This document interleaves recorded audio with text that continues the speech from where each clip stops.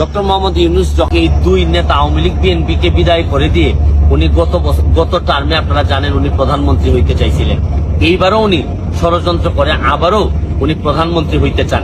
একটা মানুষ যখন বারবার যখন প্রধানমন্ত্রী, ডক্টর মোহাম্মদ ইউনূস যখন প্রথমে নোবেল পান, প্রথমে আমরা সবাই কিন্তু আনন্দিত হয়েছি, কিন্তু একটা কারণ এখন পর্যন্ত আমি মিলাইতে পারি নাই যে ক্ষুদ্র ঋণ সুদের ব্যবসা করে একটা মানুষ কিভাবে নোবেল পায়।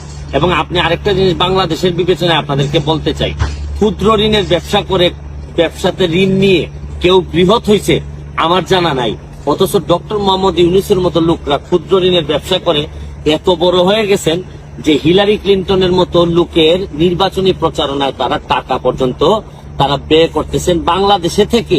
বাংলাদেশের মানুষের টাকা উনি হিলারি ক্লিন্টনের এই নির্বাচনী প্রচারণায় দিচ্ছেন এবং এটার ফলও কিন্তু উনি পাচ্ছেন। দেখেন এখন উনি 175 জন বিশ্ব নেতা নাকি বলছেন যে ইউনূস সাহেব